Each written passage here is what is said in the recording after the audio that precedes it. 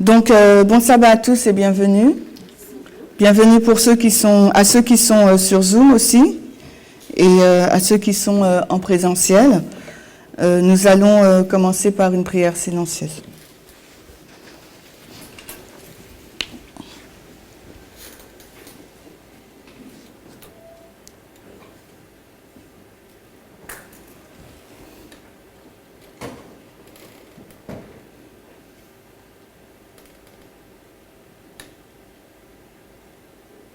Amen.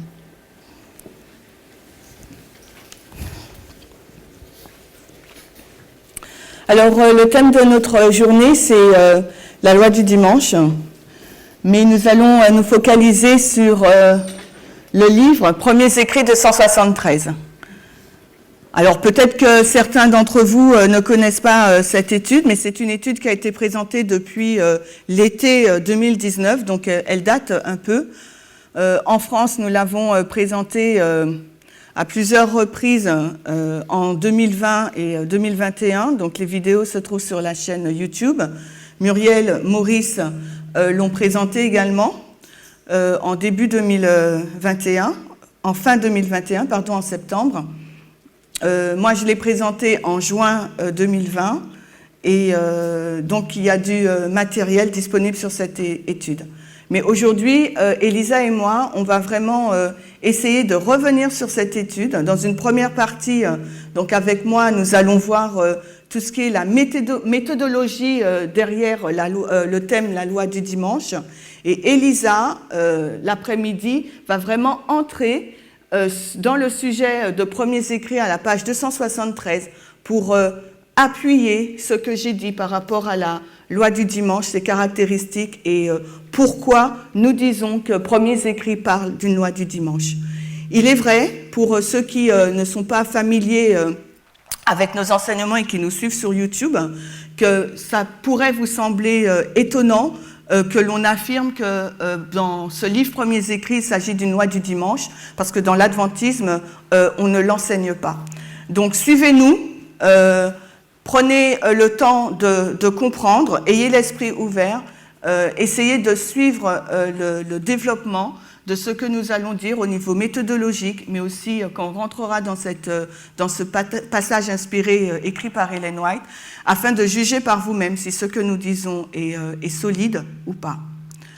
Donc, nous allons vraiment nous focaliser sur l'histoire de l'Israël moderne. Donc, l'Israël moderne, quand on parle de l'Israël moderne, en fin de compte, on parle de l'adventisme. L'adventisme au sens large du terme. Donc nous savons qu'il y a, si on compare et contraste, il y a l'Israël ancien et il y a l'Israël moderne.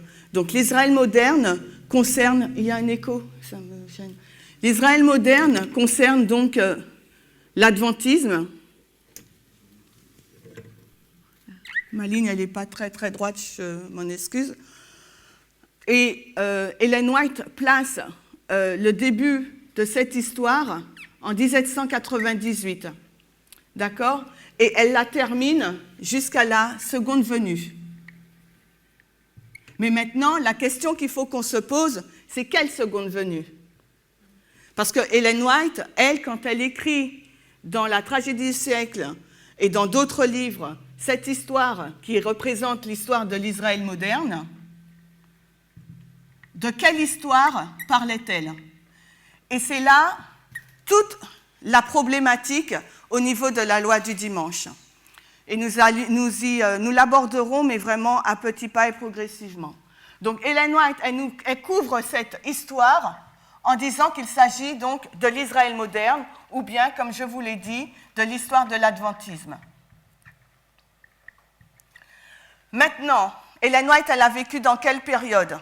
Elle a vécu dans l'alpha de l'Israël moderne, que l'on connaît communément par l'histoire, on va dire, des Millérites. Donc j'affirme que ça se finit en 1863. Donc ça, nous sommes dans l'histoire alpha. Mais nous savons également que dans cette grande histoire, Ellen White, elle n'est pas morte en 1863, elle est morte en 1915, si je ne m'abuse. Donc du coup, elle a couvert 2 dispensations. Donc Ellen White, quand elle parle de l'histoire de l'Israël moderne, de 1798 jusqu'à la seconde venue, de quelle histoire parle-t-elle? Parce qu'elle a couvert 2 dispensations. Donc première dispensation, l'alpha de l'Israël moderne, et ensuite, elle a couvert la dispensation de l'histoire de 1888. Les années, on sait que c'est une période, d'accord? Donc, Ellen White, elle était dans cette histoire,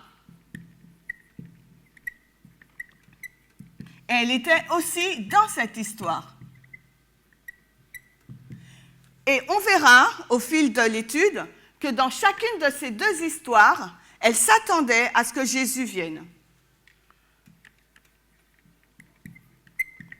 Retour de Jésus, dans chacune de ces 2 histoires.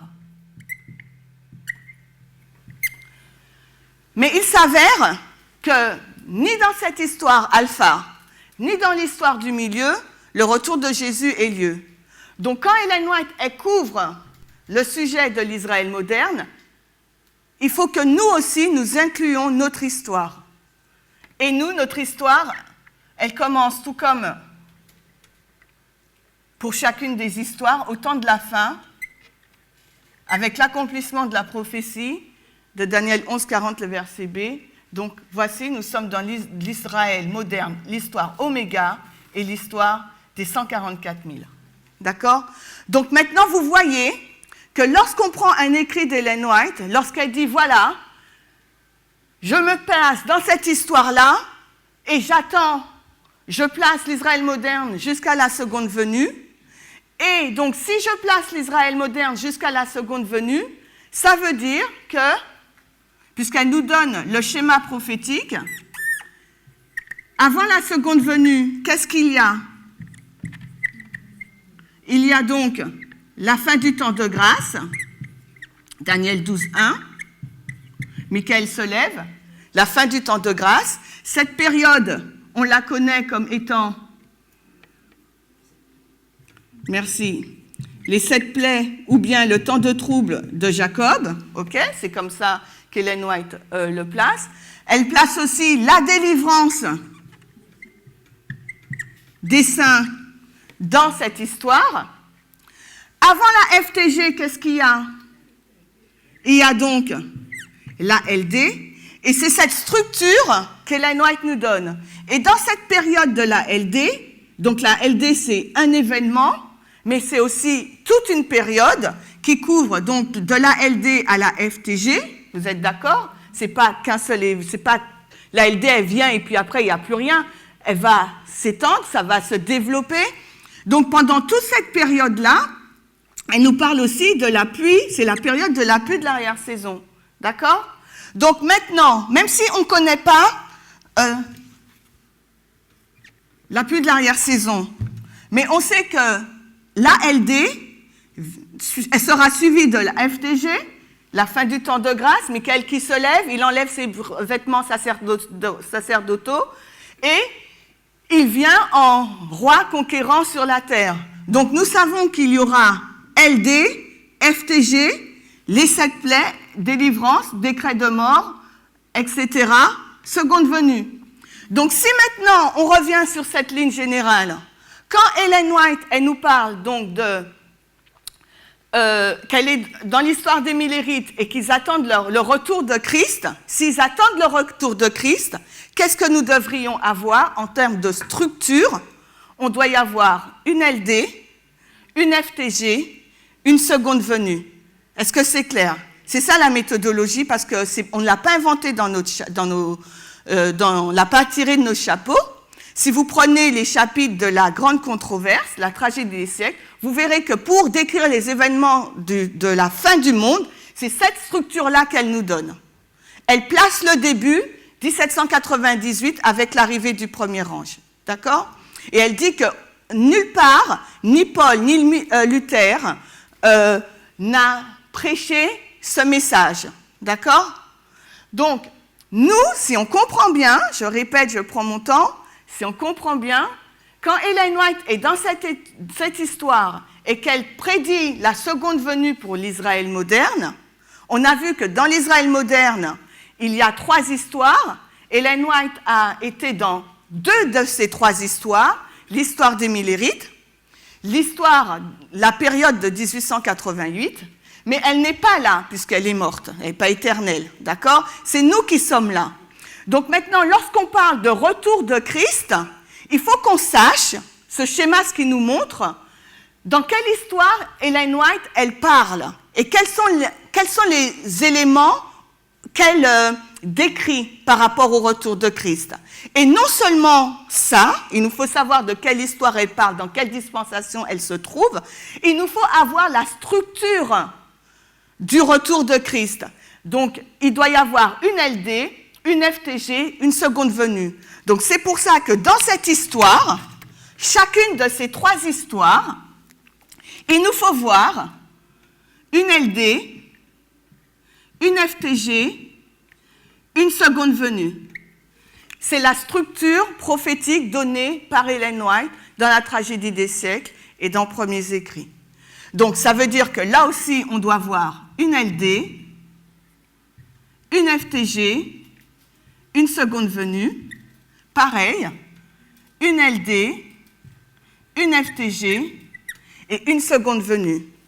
Qu'est-ce que ça nous montre? Ça nous rend confus, peut-être, parce que vous n'avez jamais entendu parler de ça, ou bien peut-être que c'est nouveau pour vous, et vous vous demandez pourquoi on parle de ça. Mais c'est normal, on a démontré le schéma prophétique. Maintenant, si vous vous posez la question, mais alors, est-ce que dans chacune de ces histoires, il y a eu une LD? Jésus serait venu. Mais aujourd'hui, en 2022, on attend toujours la venue de Jésus. Donc ça veut dire que le retour de Jésus n'a pas été fait, on va voir pourquoi, n'a pas eu lieu non plus là, son retour, mais là, on sait que dans la dispensation des 144 000, le retour de Jésus sera effectif. D'accord? Pourquoi on dit cela? Parce que si on compare les histoires Oméga ligne sur ligne, on verra que dans l'histoire Oméga, la première venue, là il s'agit de la seconde venue, d'accord? Donc seconde venue. Donc si on compare maintenant les histoires Oméga de l'Israël moderne, donc on a dit c'est l'histoire des 144 000, qui attend donc la seconde venue de Jésus-Christ, on la compare avec une autre histoire Oméga, donc l'Israël ancien, pour donc l'histoire des disciples. Eux, ils attendaient la première venue de Jésus-Christ. On voit que dans les histoires Oméga, il y a eu la première venue de Christ, et dans notre histoire Oméga, à ce moment-là, on peut comparer, contraster, il y aura aussi la seconde venue de Christ. Tandis que dans l'histoire alpha et l'histoire du milieu, ça a été une histoire d'échec en raison du peuple de Dieu. On verra ça pas à pas. Donc, je vous ai montré un peu la structure de ce qu'on va faire. Quand je vous dis qu'on va parler de méthodologie, c'est exactement ce qu'on va faire. On va essayer, la méthodologie, ou bien l'enseignement en parabole, nous permet d'entrer dans les histoires et de lire, non pas littéralement, de lire en appliquant une certaine structure, une certaine pédagogie, et surtout mettre les choses dans leur contexte. Et vous voyez bien que ce n'est pas si simple que ça quand Ellen White nous dit quelque chose dans l'histoire, dans la grande controverse, ou dans n'importe quel livre, parce que Ellen White a couvert 2 dispensations. Donc, de quoi elle parle? De quelle histoire elle parle? Est-ce que vous pensez que l'histoire dont elle faisait référence dans l'alpha de l'Israël moderne, l'histoire des Millérites, avait le même thème que celle de 1888 et aura le même thème que notre dispensation, celle des 144 000? Non. Pourquoi? Parce que le monde, il évolue. Ellen White, là, elle est au Elle est dans le 19e siècle. D'accord? Là, elle est à l'aube. Elle est au 20e siècle. Et nous sommes où?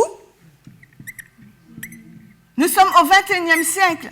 Donc, au 21e siècle, on ne vit pas comme on vivait au 19e siècle.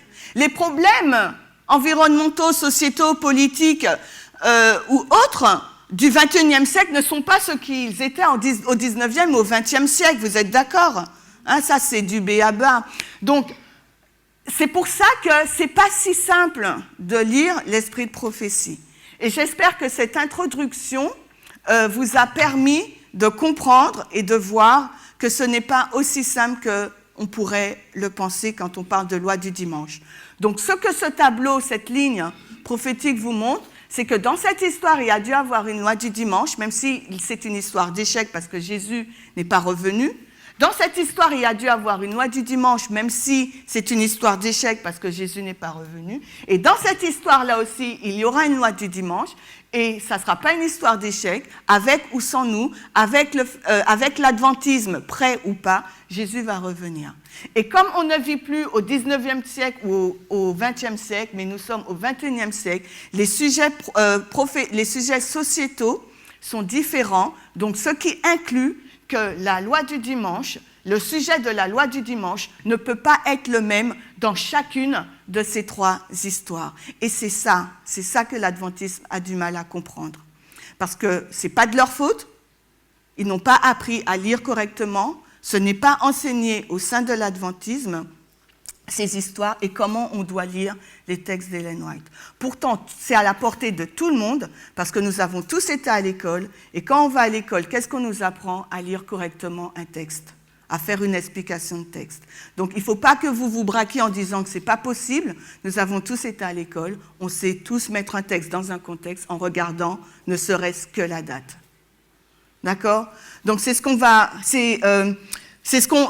voir avec moi aujourd'hui, et les différentes caractéristiques de chacune de ces lois du dimanche, pour qu'après on puisse les appliquer lorsque Élisa ira dans l'histoire de premiers écrits 273, qui se situe dans cette histoire, l'histoire alpha.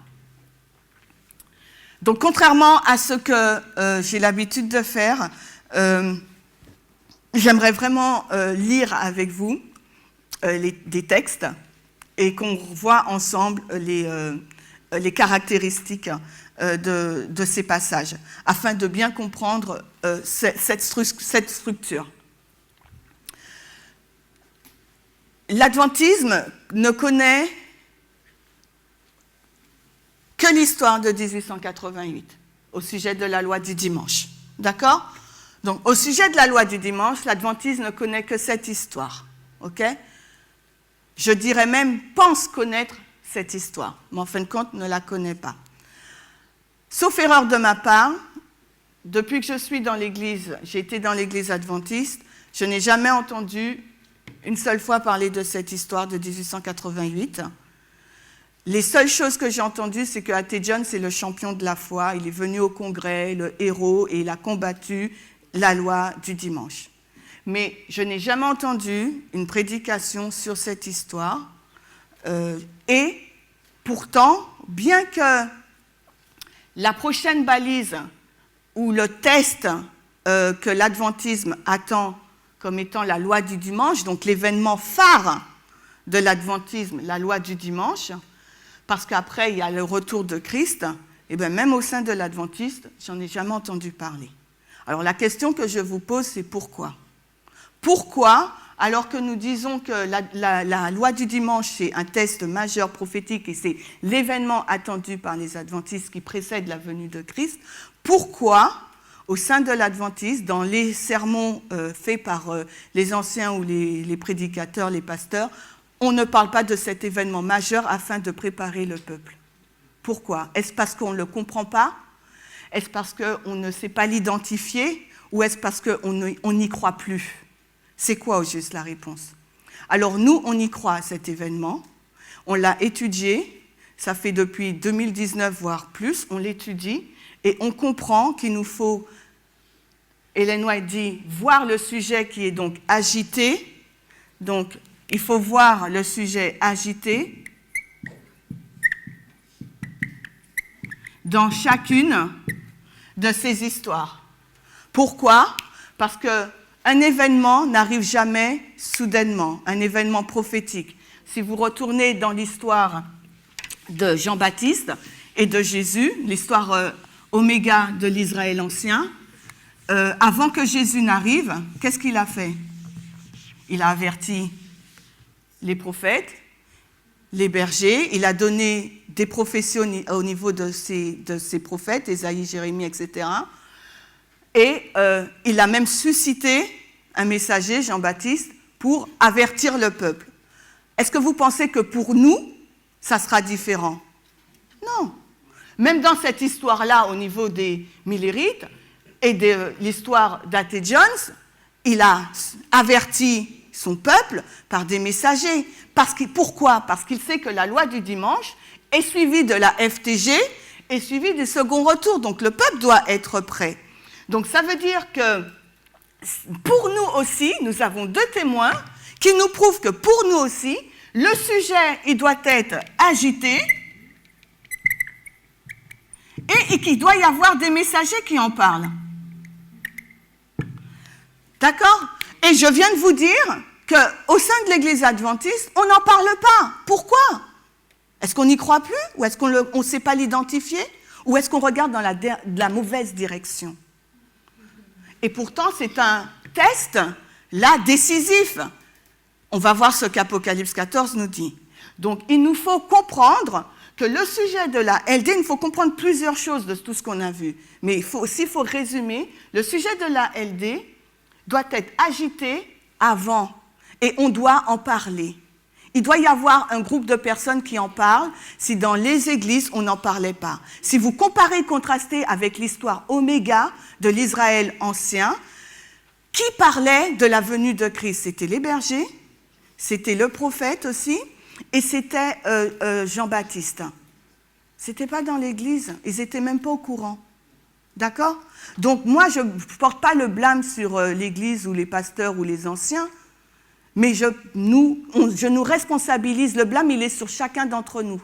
Parce que nous sommes tous des adventistes du 7e jour qui attendons la seconde venue. Donc si nous attendons la seconde venue, et si nous savons que la loi du dimanche, c'est une balise, le prochain événement prophétique, alors nous avons une responsabilité individuelle et personnelle à faire. Et j'aimerais et j'espère qu'Élisa et moi, durant cette journée de sabbat, nous pourrons vous donner des éléments pour que vous puissiez retourner dans cette histoire, voir si ce que nous disons est juste et vrai. Et si c'est juste et vrai, alors continuez les études et continuez à nous suivre sur YouTube.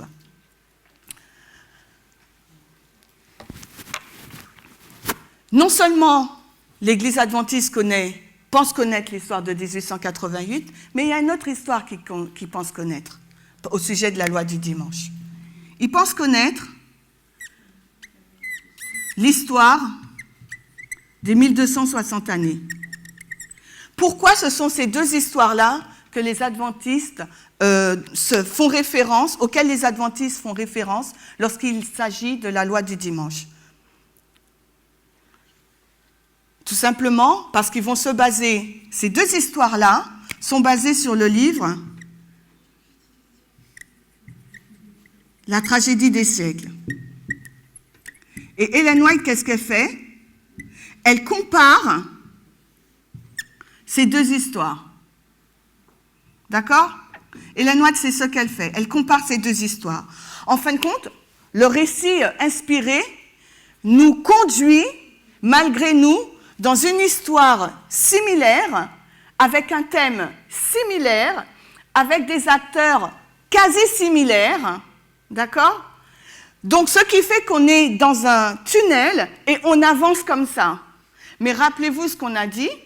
On a dit que Ellen White, elle est dans plusieurs dispensations, plusieurs histoires, et que ce qui se passe, le contexte du 19e siècle, n'est pas celui du 20e siècle et n'est pas celui du 21e siècle.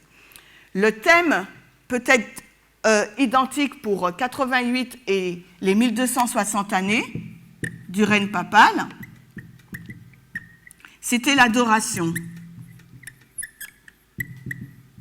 Sabbat dimanche. C'est le même thème. C'est pour ça qu'Ellen White, elle les compare. D'accord? Mais vous verrez que dans cette histoire et dans celle-ci, ce n'est pas du tout le même thème. Donc les adventistes pensent comprendre d'une façon simpliste. Ils vont dire, l'histoire des 1260 années du règne papal, plus l'histoire de la période de 1888, égale l'histoire des 144 000, mais quelle histoire? L'histoire de la LD, la loi du dimanche. D'accord? C'est ce qu'ils pensent. Donc, ils pensent que ça sera une question sabbat-dimanche,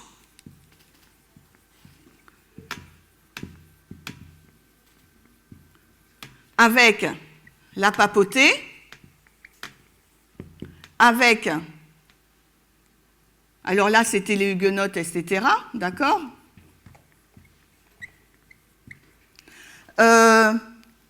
Avec donc les rois, donc on va dire gouvernement,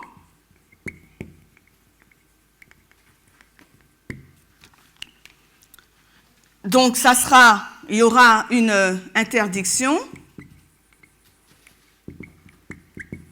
et il y aura des martyrs ou des tués. Voici en résumé le récit simpliste de cette histoire, d'accord? S'il faut lister les caractéristiques. Donc, ils font un copier-coller de cette histoire, parce que c'est ce qu'Ellen White nous dit, sauf que là, elle nous dit, donc bien sûr, c'est sabbat versus dimanche. Elle parle de la papauté, elle parle des protestants aussi, apostats, elle parle de l'esprit de Rome, elle parle de Église, État, elle parle aussi d'interdiction, et elle parle aussi de martyrs. Donc, si A plus B est égal à cette histoire-là, donc on s'attend à ce que ce soit la même chose. Mais la question que nous nous posons aujourd'hui, et que je vous pose, vous voyez que je vous pose pas mal de questions depuis le départ, parce que je veux que nous réfléchissions, d'accord? Est-ce vraiment le cas? Cette équation, cette addition, est-ce vraiment le bon calcul qu'il nous faut faire? Nous répondons non. Pourquoi? Par rapport à ce qu'on a mis, les problèmes du 19e siècle sont différents de ceux du 20e siècle, sont différents de ceux du 21e siècle. Le sujet de la loi du dimanche, on doit le voir avant, il doit être agité au niveau des médias, au sein de l'Église et aussi au niveau du monde politique. Alors, est-ce que maintenant, ce sujet-là, sabbat versus dimanche, nous le voyons agité? À vous de me le dire. On doit le voir agité au sein de l'Église, donc je ne parle pas que de l'Église adventiste, des églises, parce que la loi du dimanche, elle sera mondiale. Donc, est-ce que c'est un sujet qui est agité dans les églises, le monde religieux? Est-ce que c'est un sujet qui est agité au niveau des médias? Puisque pour que le sujet soit agité et pour qu'on puisse avoir vent de ce sujet, il faut qu'on l'entende. Et où est-ce qu'on entend parler des informations? Dans les médias. Tout comme ce fut le cas dans l'histoire de 1888. D'accord? Est-ce que maintenant, au sein du monde politique aussi, on entend, c'est une question polémique qui agite les médias. Donc ce sont des questions auxquelles il vous faut vous poser et réfléchir en toute honnêteté et y répondre. D'accord? Puisque Ellen White nous donne la trame. Donc on va rentrer, c'était une introduction vraiment pour vous montrer qu'on va partir donc du connu ce que l'adventisme connaît pour pouvoir déconstruire ce qu'on connaît, pour pouvoir construire sur ce que Ellen White nous dit véritablement, l'essence. Parce que vous allez me dire, oui, Ellen White a dit ça. Oui, c'est vrai, on n'en dément pas. Ellen White dit cela.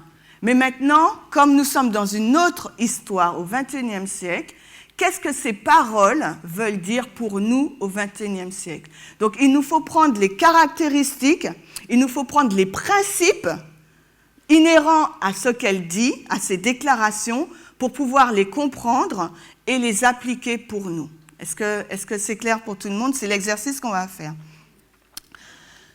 Donc, quand on a ce type de schéma, c'est un peu une version simpliste et édulcorée de la loi du dimanche, d'accord? Et surtout pour nous, adventistes, l'histoire de 1888, c'est vraiment une histoire glorieuse. Les rares fois où j'ai entendu parler, c'était, comme je vous disais, vraiment A.T. Jones a été présenté comme le champion de la foi. Mais est-ce que c'est aussi simple que ça? Et qu'est-ce que A.T. Jones a vraiment défendu quand il s'est rendu au Congrès? Qu'est-ce qu'il a défendu? Donc, quand A.T. Jones a été au Congrès, il a entendu qu'un groupe voulait imposer le dimanche. Qu'est-ce qu'il s'est dit? Il s'est dit quoi?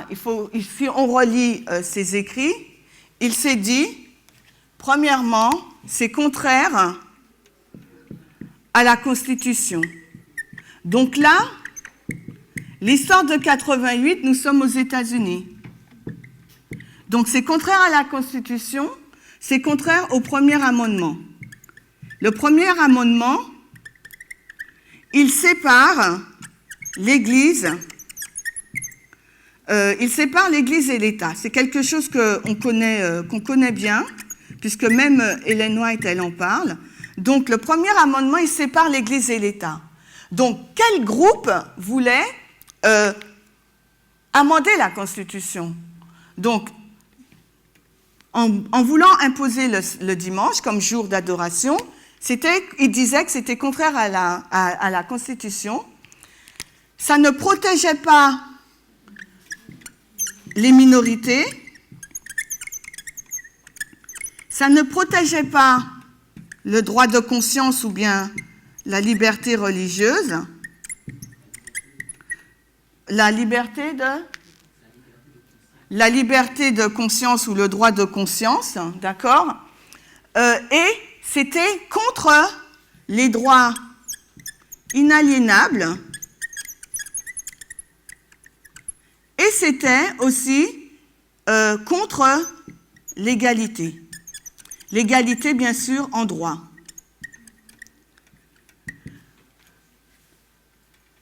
Mais on comprend ces principes, d'accord? On comprend ces principes lorsqu'on rentre dans l'histoire d'A.T. Jones, non pas en surface, comme étant le champion de la foi qui s'est tenu devant le Congrès pour combattre la loi Blair, d'accord?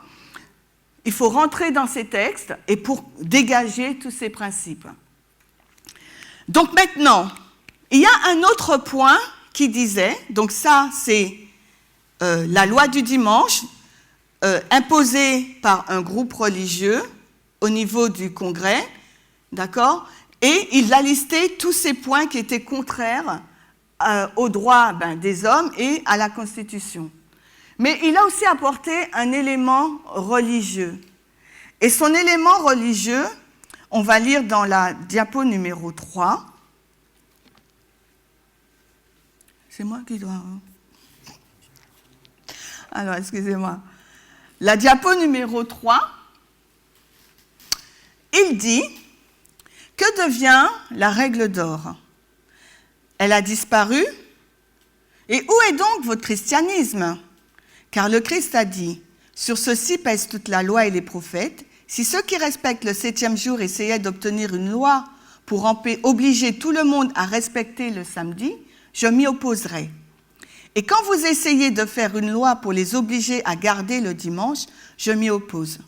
Donc, il compare et contraste le dimanche et le samedi. Il dit, dans les deux cas de figure, si le gouvernement essaye de faire passer une loi, soit pour imposer le samedi ou le dimanche, je m'y oppose. Pourquoi? Quel est l'argument religieux qu'il le présente? L'argument religieux qu'il présente, c'est la règle d'or.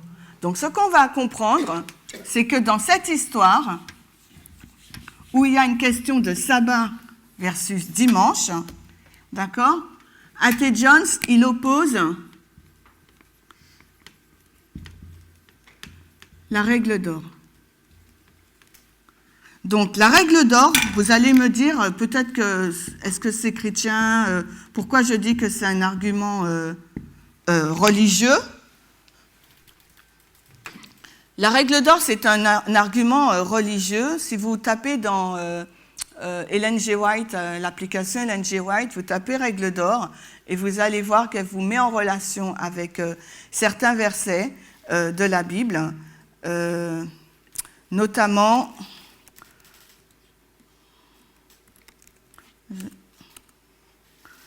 On va prendre la diapo 25.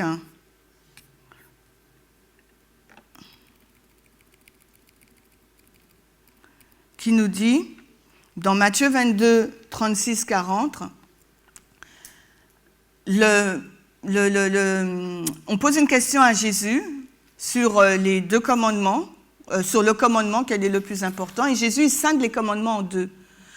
Les 4 premiers font référence à l'adoration l'homme de Dieu, et les 6 autres, les 6 derniers, font référence aux relations entre homme et homme, donc l'humanisme, d'accord?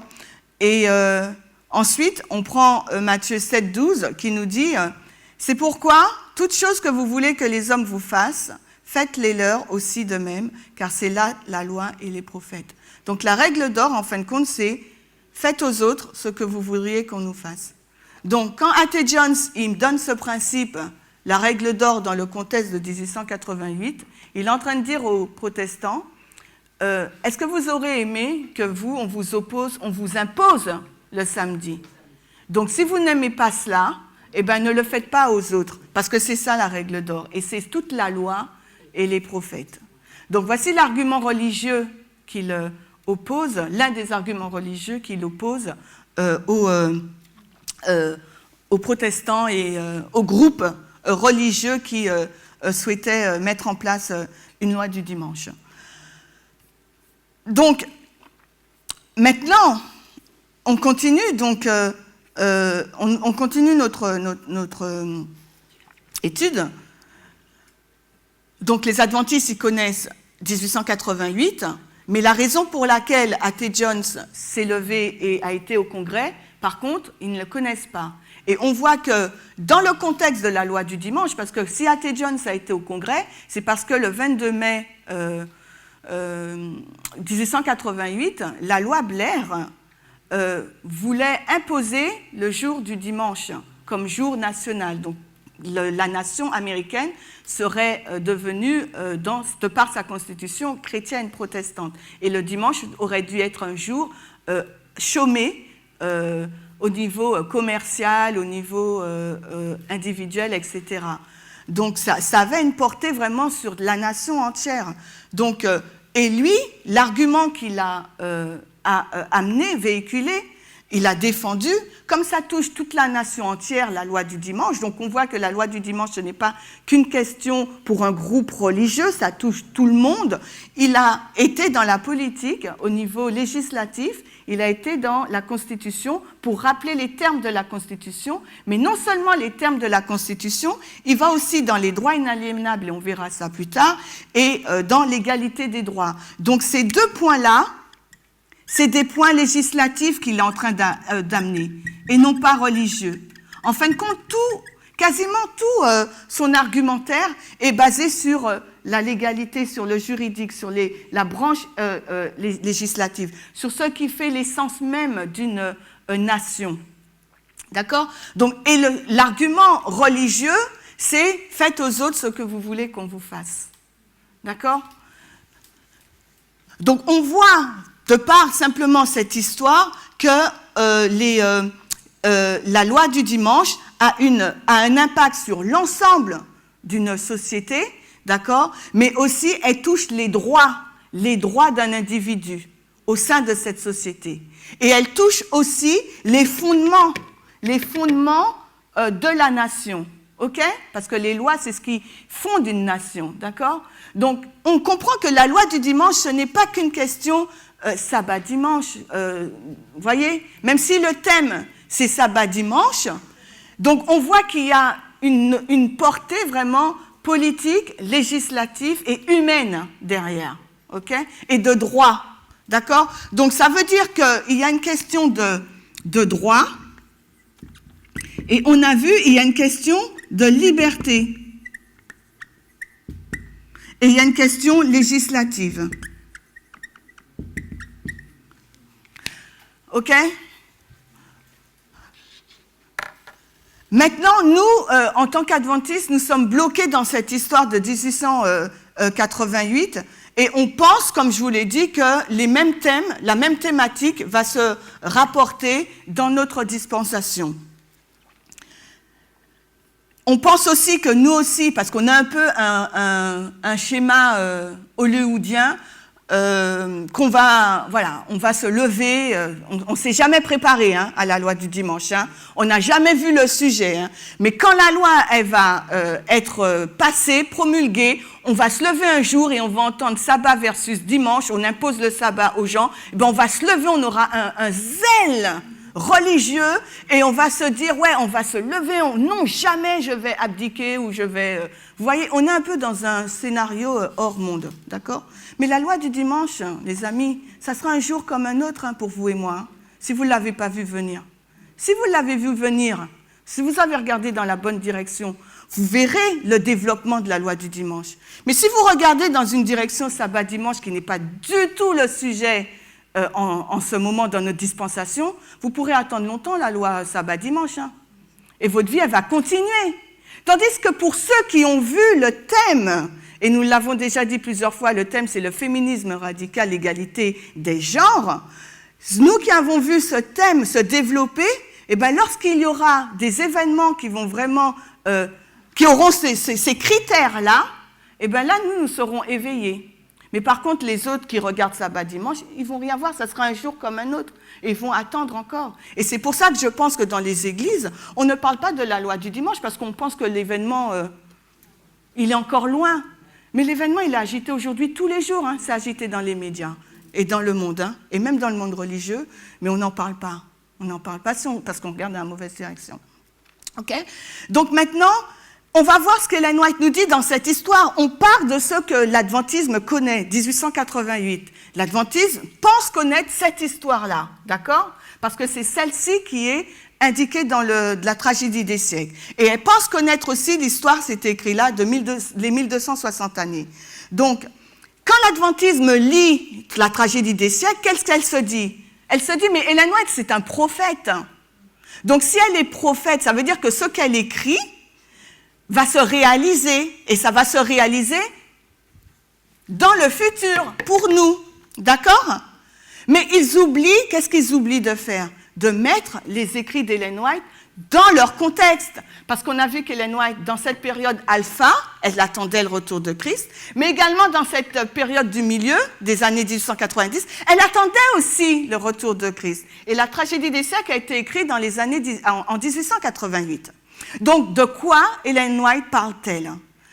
Donc, nous, quand on lit les écrits d'Ellen White, oui, on ne dénie pas le fait qu'elle n'est pas une prophétesse. Oui, elle est une prophétesse. Ce qu'elle dit, oui, c'est vrai. Mais qu'est-ce qu'on doit apprendre? On doit comprendre le principe qu'il y a derrière ces écrits pour pouvoir les appliquer dans notre histoire, non pas au 19e siècle, 20e siècle, mais dans notre histoire au 21e siècle. Donc, il nous faut aller dans ce contexte. Il nous faut voir le sujet qui est agité.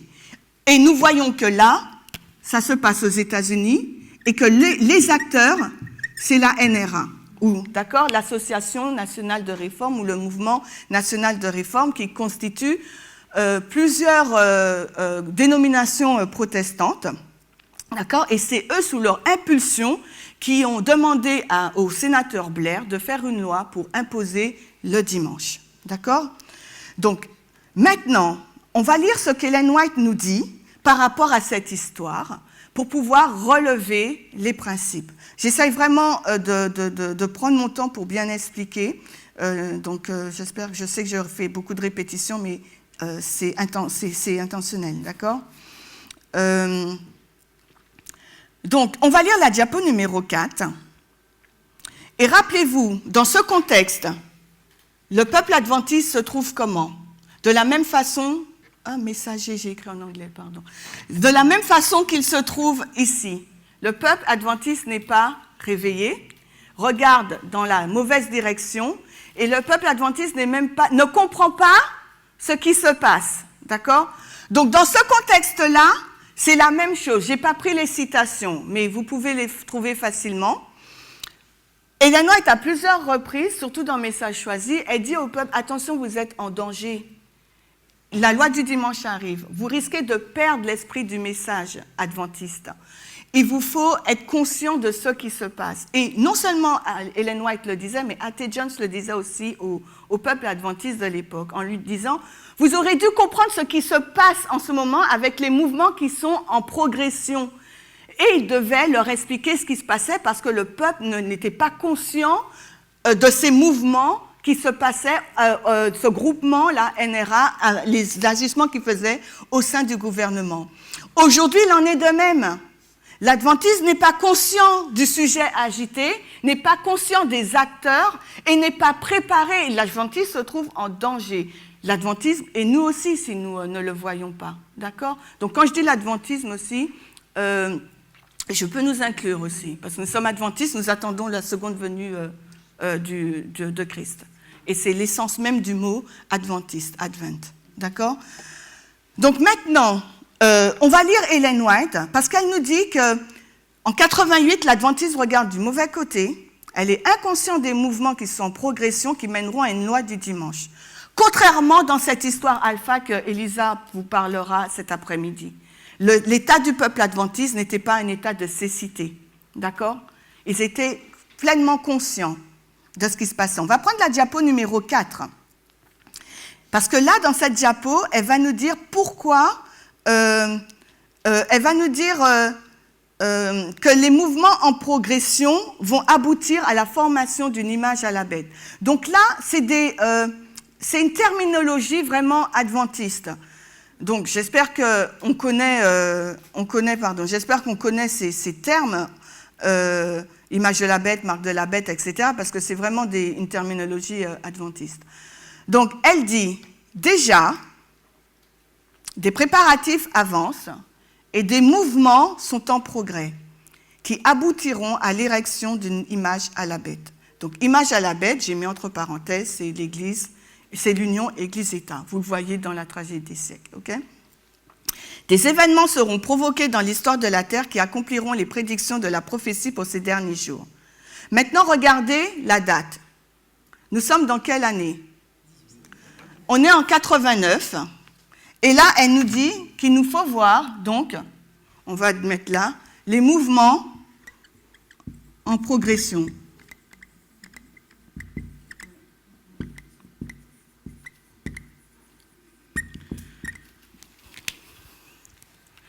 Nous devons voir les mouvements qui sont en progression en 1989. Donc maintenant, quels sont ces mouvements qui sont en progression dans son histoire, qui aboutiront à une image de la bête, à une union Église-État? En décembre, elle écrit ça en avril. En décembre 89, elle va répéter et élargir sa pensée et elle va, en plus de répétition, l'élargissement sera le fait qu'elle va définir les acteurs. Donc les acteurs, ce sont les ecclésiastiques, d'accord, de différentes confessions, et leur objectif, elle va aussi le définir, c'est de pouvoir imposer le dimanche. Donc on va lire. J'ai été très accablée par les mouvements en cours. Donc dans l'autre citation, elle disait les mouvements qui sont en progrès, donc présents. Là, elle dit les mouvements qui sont en cours, donc présents. Présent en 89, on est en 89, d'accord? Pour l'application de l'observance du dimanche. Il m'a été démontré que Satan s'emploie sérieusement à réaliser ses desseins de restriction de la liberté religieuse. Donc là, elle nous dit les mouvements en progression ou les mouvements en cours en 89, d'accord? Et leur objectif, c'est quoi? Donc, c'est imposer le dimanche, mais aussi, qu'est-ce qu'elle nous dit? Restreindre la liberté religieuse. OK? Donc, la liberté religieuse, c'est aussi le droit de conscience. Ça veut dire pouvoir choisir d'adorer ou de ne pas adorer Dieu. D'accord? Donc là, vous voyez qu'elle est en ligne avec A.T. Jones. On est dans la même période. On est en 1889. OK? Donc, ensuite, des plans d'une grande importance pour le peuple de Dieu avancent de manière sournoise parmi les ecclésiastiques de différentes professions. Donc là, elle donne les acteurs. Donc, les acteurs sont les églises. D'accord? Les églises protestantes. Églises. D'accord? Ensuite, qu'est-ce qu'elle nous dit? Et l'objet de cette manœuvre secrète est de gagner la faveur populaire pour l'application du caractère sacré du dimanche. Si le peuple peut être amené à favoriser une loi dominicale, alors le clergé a l'intention d'exercer son influence unie pour obtenir quoi? Un amendement religieux à la Constitution et obliger la nation à respecter le sabbat. Donc, le dimanche, pardon. On est dans la politique législative encore.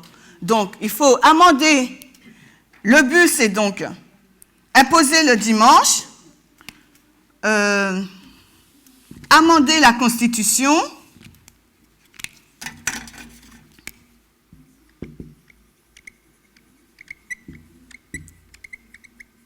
et les acteurs, là maintenant, elle parle de clergé, mais elle nous a dit que c'est plusieurs dénominations.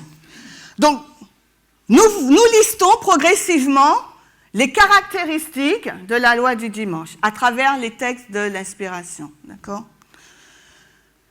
Donc, on voit que c'est une loi qui doit forcer, obliger les consciences.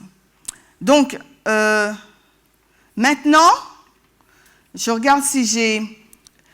Donc, en mai maintenant, là on est en 89, la tragédie des siècles a été... On va en arrière. La tragédie des siècles a été écrite en 88, d'accord? La première publication. La deuxième, c'était dans les années 1911. Donc, dans le chapitre où elle parle de la loi du dimanche, c'est le chapitre 35, originel qui s'appelle « Caractère et objectif de la papauté ». Donc, vous voyez, on est dans un tunnel, elle nous dit c'est la papauté. Donc, dans cette histoire-là, le titre même, c'est la papauté, donc l'acteur, ok?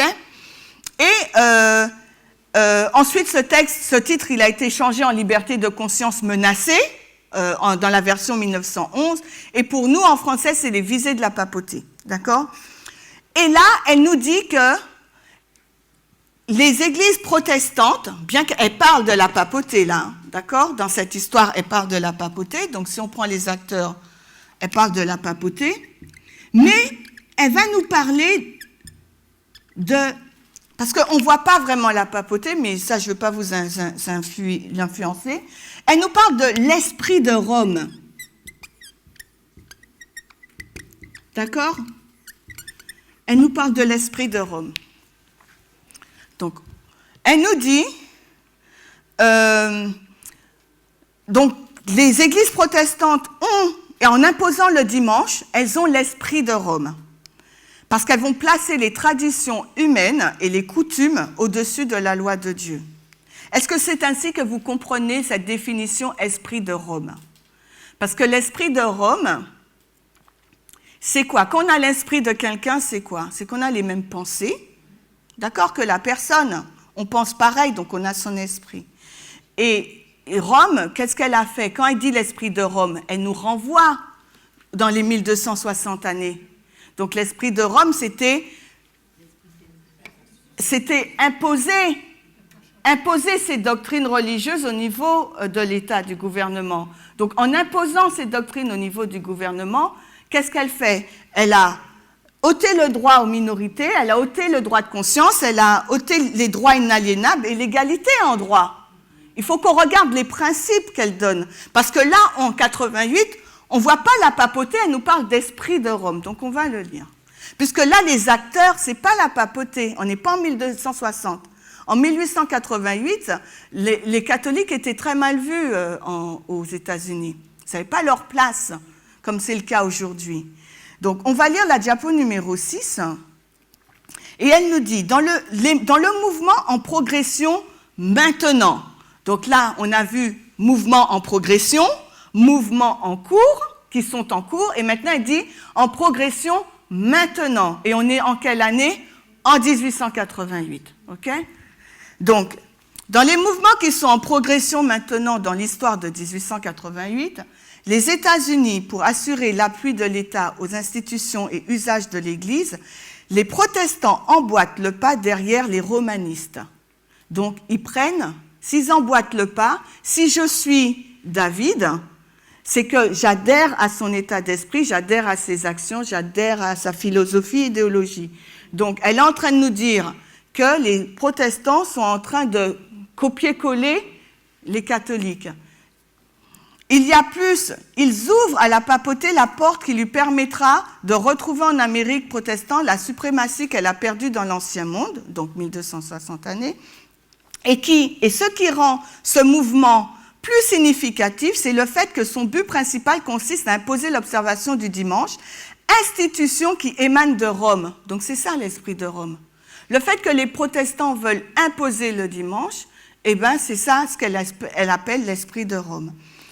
Et qu'elle considère donc imposer l'esprit de Rome, une institution qui émane de Rome et qu'elle considère comme le signe de son autorité, le désir de se conformer aux coutumes du monde et de Dieu et de vénérer les traditions humaines au lieu des commandements de Dieu pénètre dans les églises protestantes et les pousse à faire en faveur du dimanche ce que la papauté avait fait avant elle. Ce désir correspond à l'esprit de Rome. Donc, ce qu'il nous faut voir, quand on va comparer et contraster 1888 avec l'histoire des 144 000, mais aussi avec l'histoire de 1850, l'histoire des Millérites, il nous faut revoir toutes ces caractéristiques-là. L'esprit de Rome, la Constitution, l'amendement, la séparation de l'Église et l'État, les droits, le bafouement des droits des hommes, et de la Constitution, d'accord? Donc, le bafouement de tout ce qui est la liberté de conscience, le droit de conscience, liberté religieuse, des droits inaliénables et de l'égalité des droits, d'accord? Donc, ce sont les caractéristiques qu'on doit retrouver parce que, comme nous avons vu, ce n'est pas aussi simple. Quand Ellen White, dans la tragédie des siècles, en 88, nous parle du retour de Christ, où elle se situe? Elle se situe en 88, mais n'oubliez pas que dans cette histoire aussi, elle croyait que Jésus allait revenir. Donc, et si Jésus revient, il faut qu'il y ait une LD, une FTG, une seconde venue. Donc, il nous faut revoir les mêmes caractéristiques que 88 qu'elle lisse dans l'histoire des Millérites, parce qu'elle pensait que Jésus reviendrait, et dans l'histoire des 144 000, pour qu'on puisse regarder dans la bonne direction. J'espère que c'est clair. Donc maintenant, moi j'aimerais vous poser une question. Ellen White, elle parle, on n'a vu que quelques citations, on ne peut pas passer en revue tout. Elle est en 88, nous sommes en 2022. Donc combien d'années ça fait? Donc moi j'ai calculé, ça fait 134 années. Puisque tout ce qu'on a lu par rapport au sabbat versus dimanche, elle nous place en 1888-89 dans cette période-là, d'accord? Mais nous sommes en 2022. Et quand elle parle, on a vu qu'elle parle au présent. Mouvement en progression, d'accord? Mouvement en cours, mouvement en progression maintenant. C'est du français. On est dans le présent. Donc, est-ce que dans le présent de 88, c'est le présent de 2022? Il y a entre 1888 et 2022, 134 années d'écart. Est-ce que si c'était pour nous cette problématique, elle aurait utilisé la même terminologie? Non. 134 années plus tard, les mouvements en progression ne peuvent pas être la NRA, D'accord ? Et ça ne peut pas être le sabbat versus dimanche, parce qu'aujourd'hui, je n'entends pas qu'il y ait une agitation sur ce thème d'adoration sabbat-dimanche. Ni aux États-Unis, ni en France, ni nulle part dans le monde. Donc réfléchissons comment nous lisons l'inspiration et comment nous l'interprétons. La question qu'il faut se poser, c'est quel sujet est agité dans notre dispensation quand il s'agit de loi du dimanche et qu'est-ce que l'esprit de Rome dans notre dispensation. D'accord ? Comme je vous l'ai dit, Ellen White, elle pensait que Jésus allait revenir. Et c'est pour ça qu'elle se focalise dans cette dispensation sur le sujet sabbat-dimanche, parce que c'est le sujet qui est agité. Les NRA, la NRA, le groupement des protestants, on va lire ce qu'ils disent, on va lire la diapo 7, ils disent, leur objectif est clair, nous le peuple, nous reconnaissons, nous, le peuple, reconnaîtrait le Dieu Tout-Puissant comme source de toute autorité, de tout pouvoir dans le gouvernement civil. Le Seigneur Jésus-Christ comme chef des nations, sa volonté révélée comme loi suprême du pays, afin de constituer un gouvernement chrétien. Leur objectif aujourd'hui n'a pas changé, mais ce n'est pas ainsi qu'on les entend, pas sur le sujet sabbat-dimanche. D'accord ? Ça existe toujours aujourd'hui.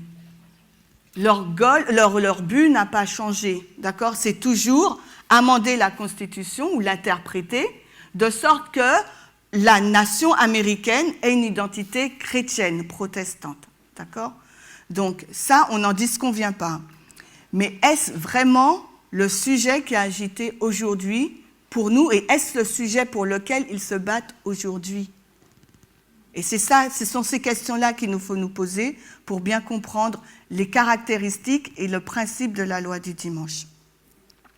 On continue. Donc, on va voir pourquoi Ellen White pensait que dans cette période-là, Jésus serait revenu et qu'il aurait dû y avoir une loi du dimanche. Et vous verrez que pour la loi du dimanche, même si on a dit que c'était une histoire d'échec, le peuple de Dieu, qui est dépositaire de la loi de Dieu, donc c'est l'Église adventiste du 7e jour, quand on va dans l'histoire des Millérites, on voit comment Dieu a suscité. On voit comment Dieu a suscité ce mouvement. Donc du coup, on comprend que Ellen White s'attendait à ce que Jésus revienne également dans cette histoire. Mais on a vu que c'était une histoire d'échec, puisque aujourd'hui nous sommes là, donc c'est une histoire d'échec, Jésus n'est pas revenu. Mais maintenant, qu'est-ce qui s'est passé ? Puisque la loi du dimanche, si Dieu n'a pas un peuple préparé, eh bien, il ne peut pas revenir, puisque comme on a vu, même dans l'histoire de l'Oméga de l'Israël ancien, avant que Jésus ne revienne, il faut qu'il y ait des signes précurseurs. Bon, alors certains vont citer Matthieu 24, certes, ou Luc 21, d'accord, mais prophétiquement, il y a une structure prophétique. Donc il y a un accomplissement d'une prophétie et il y a un messager. Et Dieu, il suscite au sein de l'Église qui devait le représenter, un groupe de personnes qui est attentif pour pouvoir porter son message et l'annoncer au peuple. Donc oui, c'est nous le mouvement.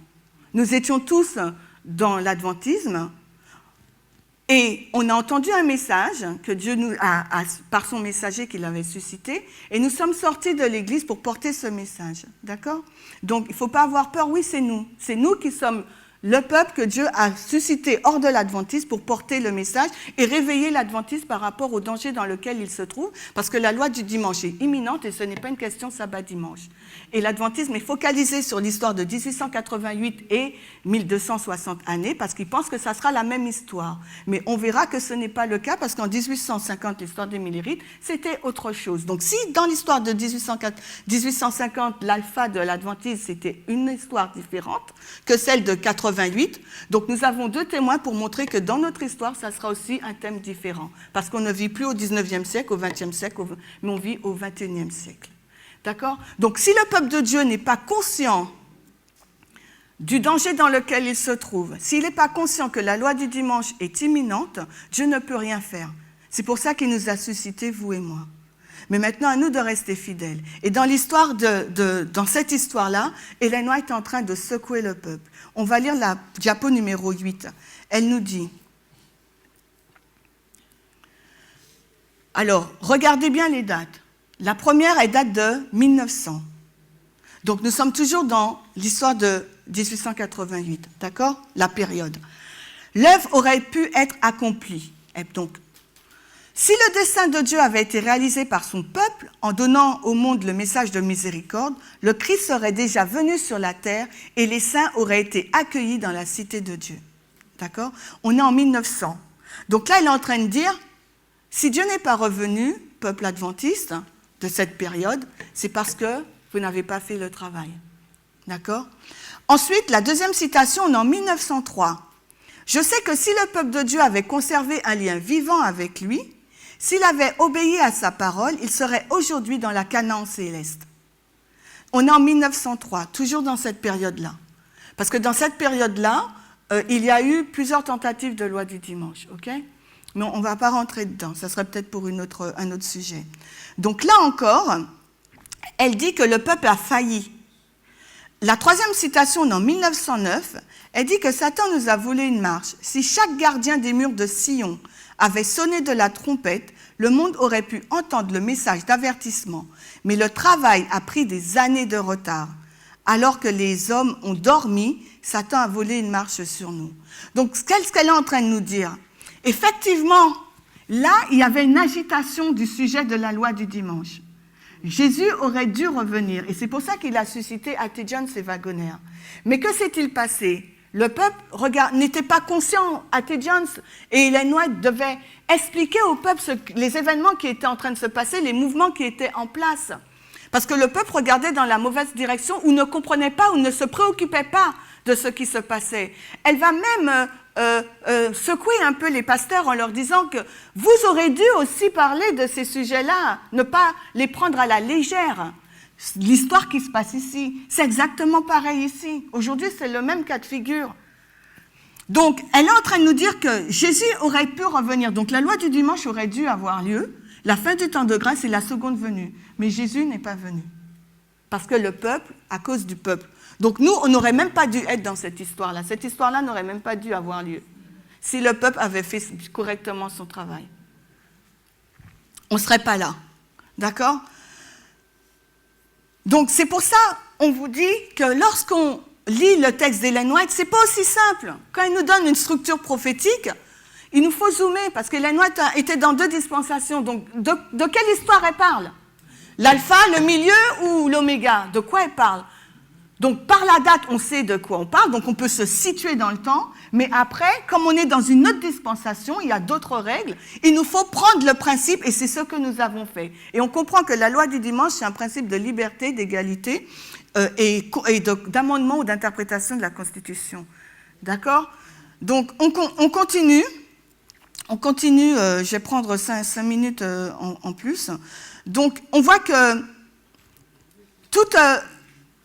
on voit que l'erreur pour nous en tant qu'adventistes et en tant qu'être humain, peuple de Dieu, c'est qu'on ne place pas les textes dans leur contexte. On lit littéralement, et c'est ce qui s'est passé lorsqu'on a publié certaines vidéos sur la loi du dimanche. Dans les commentaires où des personnes nous ont écrit, nous ont envoyé plein de citations d'Ellen White quand on nous parle de la papauté, etc., etc. Oui, d'accord, c'est vrai. Mais Ellen White, elle est dans quelle histoire? Elle n'est pas dans notre histoire. Elle est dans l'histoire de 88. Donc, tous les textes que les personnes nous envoient en commentaire de nos vidéos YouTube, oui, ils sont justes, mais hors contexte. C'est tout, ils sont justes. Hors contexte. Donc, maintenant, ce que je vais dire, ce n'est pas que je critique Ellen White ou la Bible ou autre, mais ce que je veux vous dire, c'est qu'on se base sur l'inspiration et sur la Bible. Mais on comprend, comme je vous l'ai dit au départ, que l'inspiration et la Bible nous ont mis dans un tunnel. Donc, parce que toute la terminologie, et je terminerai sur ce point, toute la terminologie nous fait penser à l'adoration. Donc, si on prend la caractéristique de la loi du dimanche, la diapo 9, c'est une image à la bête. Donc ça veut dire que c'est une union Église-État, d'accord? Donc, et Ellen White nous dit, pour que les États-Unis forment une image de la bête, la puissance religieuse doit contrôler le gouvernement civil de telle sorte que l'autorité de l'État soit également utilisée par l'Église pour atteindre ses propres objectifs. Donc là, ce qu'on comprend, c'est que l'Église, elle contrôle l'État. D'accord? Donc, comme le vocabulaire ou le lexique de la grande controverse nous place dans ce contexte-là, tout de suite, nous, on se dit, c'est religieux. C'est religieux. D'accord? Ensuite, elle continue. Si on prend, on va prendre la diapo 10, si on prend Apocalypse 13, il nous dit, Apocalypse 13, la diapo 10, nous dit, et il eut le pouvoir de donner vue à la statue, donc, ou l'image de la bête, afin que l'image de la bête, non seulement parle, mais qu'elle fasse que tous ceux qui n'adoraient pas la statue soient tués. D'accord? Si on prend Apocalypse 14, on nous parle du troisième ange qui nous parle d'adorer encore la bête et son image, et boira le vin de la coupe de la colère de Dieu. Apocalypse 17 nous parle de la papauté, la 5e, 6e, 7e, 8e tête. Donc, il nous place dans le contexte des royaumes bibliques pour nous montrer cette 8e tête qui revient, qui est ressuscitée. Et Apocalypse 18 nous parle de la coupe. Donc, toute cette terminologie qu'on voit dans l'inspiration et dans la Bible nous pousse à croire ou à comprendre que dans notre histoire, ça sera aussi donc Église, État, que ça sera une question d'adoration. Comme il y a image de la bête, marque de la bête, Apocalypse 13 nous parle de marque de la bête, et bien nous, qu'est-ce qu'on se dit? Marque de la bête versus marque de Dieu, et bien c'est... Marque de la bête, c'est dimanche. Et la marque de Dieu, c'est donc le sabbat. Donc, en fin de compte, qu'il y aura un jugement et qu'il y aura donc une coupe donc pour Babylone, elle sera récompensée doublement. Il y a la coupe du jugement. Donc, toute la terminologie concernant la loi du dimanche nous pousse à croire que c'est une question sabbat-dimanche. Donc, c'est pour ça aussi que certains peuvent être confus quand ils nous entendent dire « Non, ça ne sera pas sabbat-dimanche, mais l'égalité des genres, le féminisme radical. Ça ne sera pas une union Église-État, parce que c'est trop réducteur, ça sera culture-État. Mais dans la culture-État, l'Église y est aussi. Donc, non, et après, nous, on se dit « Mais il faut savoir c'est quoi l'adoration. Comment appliquer l'adoration dans notre dispensation, comment appliquer marque de la bête et marque de Dieu dans notre dispensation. Donc, ce sont toutes ces questions qu'il nous faut comprendre pour pouvoir bien comprendre les caractéristiques de la loi du dimanche. Donc, il ne me reste plus de temps là. Alors, on va conclure cette première partie. J'ai fait beaucoup de répétitions parce que je veux vraiment... aller à petits pas, et je sais que ce n'est pas évident. Je prends ta question après. D'accord? Donc, Ellen White parle de l'Israël moderne. Elle nous place en 1798, au temps de la fin, avec le premier ange. Elle nous dit que dans cette histoire, Jésus va revenir. Mais là, elle nous donne un zoom de toute l'histoire. Maintenant, nous, on se demande, mais de quelle seconde venue elle parle, puisqu'on existe. On est dans la dispensation des 144 000. Et Ellen White, là, elle parle dans les années 1850, etc. Après 1888. Donc, quand on prend toute cette histoire, on voit qu'en fin de compte, il y a 3 histoires. D'accord? Il y a l'histoire alpha de l'adventisme, l'histoire du milieu de l'adventisme et l'histoire oméga dans laquelle nous nous situons de l'adventisme. Et quand on regarde la structure prophétique qu'elle nous donne par rapport au second retour de Christ, on voit qu'avant que Jésus ne revienne, nous chercher, il y a la FTG, Daniel 12.1, la fin du temps de grâce, d'accord, l'œuvre, le ministère de Christ qui se finit dans le sanctuaire céleste, le lieu très saint. Et avant la FTG, il y a la LD. Donc maintenant, s'il y a 3 histoires au sein de l'Israël moderne, ce qui signifie que quand Ellen White disait que Jésus allait revenir, en fin de compte, il n'est pas revenu, pourquoi? Et s'il n'est pas revenu, pourquoi? Ça veut dire qu'on doit avoir aussi dans cette même histoire, dans chaque dispensation, LD, FTG, seconde venue. Donc, est-ce qu'il y a eu une LD ou pas dans chacune de ces histoires? Et pourquoi Jésus n'est pas revenu? On a vu que le sujet doit être agité avant que la LD n'arrive, au niveau politique, médiatique, aussi au niveau dans le monde religieux. Parce qu'un sujet n'arrive pas ainsi. On a vu que Ellen White était dans 2 dispensations, au 19e siècle, mais aussi au 20e siècle, mais que nous sommes au 21e siècle. Donc, les problématiques sociétales, religieuses, environnementaux, sont différents d'un siècle à l'autre. Donc, la question qu'on s'est posée, est-ce que le sujet agité est le même dans chacune de ces 3 histoires? Et la réponse est non, parce que nous sommes au 21e siècle.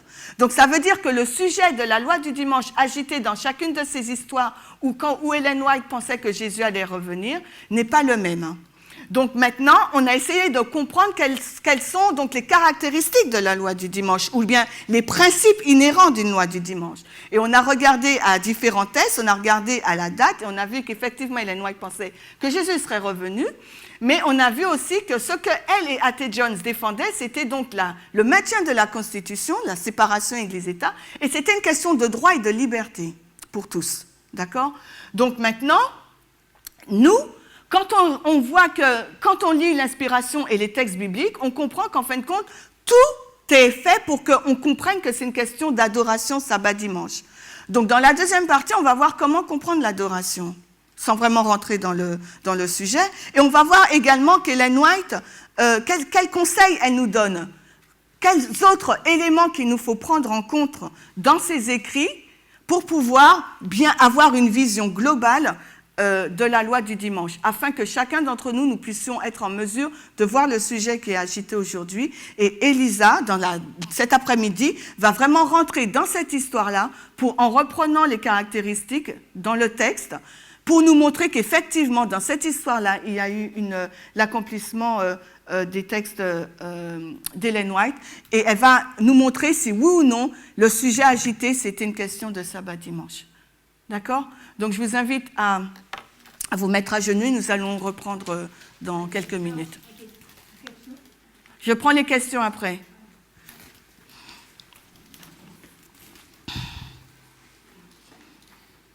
Éternel Dieu, notre Père, nous te remercions de ta bonté, de ta sollicitude envers nous. Nous voulons vraiment avoir l'esprit ouvert, Seigneur, et pouvoir comprendre comment lire les textes de l'inspiration, pour pouvoir les appliquer correctement dans notre dispensation. Nous savons que tu ne souhaites qu'aucun d'entre nous ne périsse, mais tu nous dis que nous sommes en danger parce que nous ne savons pas, nous ne reconnaissons pas la loi du dimanche, le sujet qui est agité. Nous ne nous préparons même pas à cet événement qui a une portée salutaire de vie ou de mort pour chacun d'entre nous. Que tu puisses être avec nous et continuer de nous guider durant cette journée de sabbat. Et nous te remercions pour tout ce que tu fais pour nous, de nous éclairer. Au nom de Jésus, Amen.